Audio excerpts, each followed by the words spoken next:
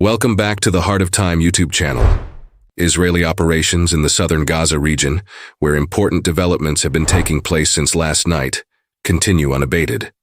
The Israeli Defense Forces published footage of drone strikes against Hamas militants in the Khan Yunis region.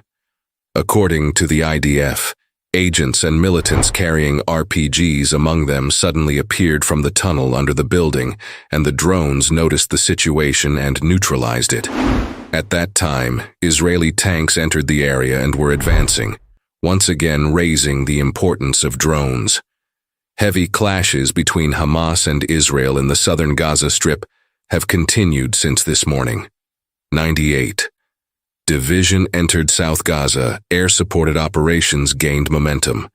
In another statement published by the IDF, it was reported that airstrikes were carried out on dozens of enemy targets. In the images, our team shares with you the footage of the Israeli Army's operations on the detected buildings. By examining them impartially and meticulously, Israel keeps moving forward at a full gallop. The position the troops arrived at yesterday was not their final destination. A wall is quickly going up around Gaza's southern half. In a mad dash for safety, terrorists are descending into lower places. The leaders of Hamas are dazed and confused. A second command tunnel has also been discovered in the middle of Gaza. There has been a rapid influx of soldiers into this newly discovered tunnel. The soldiers are establishing links miles below the surface. There will be nowhere for Hamas to cling to if this region falls. If you're ready, let's take a look at the latest news using maps and actual photographs. Right off the bat, we have news from the Gaza Strip. Now we know where Hamas's second big command tunnel is, as is customary. To the right of the port, in the medical building, was the first tunnel. Numerous ammunition stockpiles and the terrorist control center are housed in the tunnel that descends 40 meters. Israeli special forces were able to seize complete control of the area after entering this tunnel. High-ranking terrorists were rumored to have visited the tunnels. Thus, the Israelis have destroyed the major terrorist hub in this area. It is the Israelis' intention to fall today. Another conduit for commands. Under the health building on the right, they found a structure that looked a lot like the original tunnels. All over this location, you can find tunnels that stretch for kilometers. Underneath the health building, the terrorists set up a second headquarters since they did not think Israel would come this far. Today, work commenced on the upper and middle sections of the road. In order to reach the rear of the building, Israeli tanks began to advance from the upper section of the road. The terrorists anticipated the tanks crossing to the opposite side and advance. In the buildings beyond the road, they waited. In order to maintain a clear view of the road, they put a cannon strategically between the buildings.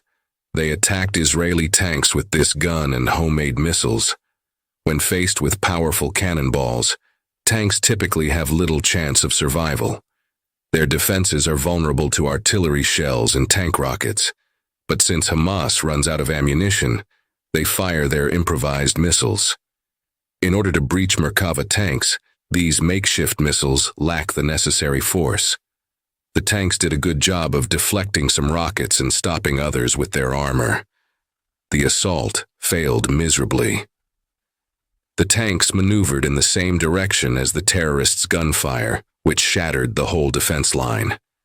They are currently making progress through the structures over there on the left. This onslaught somewhat hampered Israel's strategy. The plan all along was for the tanks to make it around to the rear of the medical facility and then cross. The armored vehicles had to wait since the counterattack was so quick. It appears that a few more days will be required to create the siege. Roaring fights erupted across from the medical tower. The tunnel networks under the road are supposedly the sites of these conflicts. The building serves as the hub for 4 separate underground networks. Consequently, the designated areas have witnessed the beginning of conflicts. Special troops have completed the first incursions. Soldiers will follow unmanned vehicles along the tunnel lines. Now we may wait for the command tunnel to collapse in this region. The south is the source of our second report. Israel had reached the main road yesterday, if you remember. Moving along it, the tanks quickly reached the main road. We are still in the midst of gaining control of the back areas today. Reinforcements like bulldozers and armored vehicles are being sent to the major road to assist the tanks that have advanced there. The initial bulldozers have likely arrived at the main road since Israeli tanks have made some progress by crossing over to the opposite side of the road. They have moved ahead a little on the main road, as you can see. With the outpost deserted, they decided to move the checkpoint to the other side of the road. This allows them to keep a close eye on any potential terrorist threat from a great distance. Furthermore, Israeli forces have begun to push forward from the lower sections of this region in order to survey the area around the route they have advanced. As you can see on the map, the situation with Hamas was somewhat volatile up to this moment. In their attempt at a surprise strike on Israel, the terrorists encountered approaching tanks. The terrorists and Israeli tanks caught each other off guard. The Israeli tanks swiftly vanquished the terrorists. Without pausing, the advance keeps going. We return to the Gaza Strip for our third report.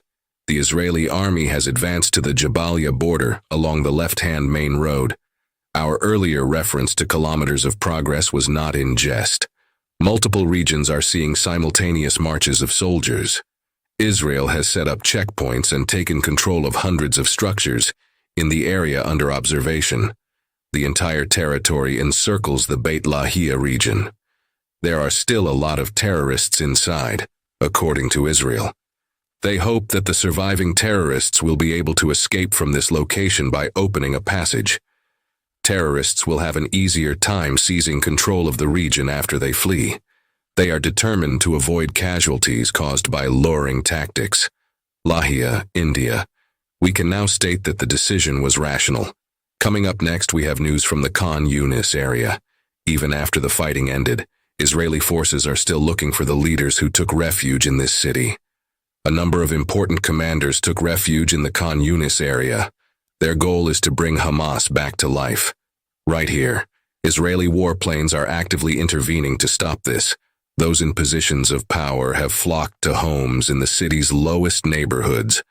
Under Main Ard, you can make out the tunnel. Israeli planes aim for the buildings marked on this stretch. Hamas has likely lost another top figure due to today's operation. Intelligence agencies identify the buildings that will be attacked proactively. Intelligence agencies typically find key Hamas-related items within the house.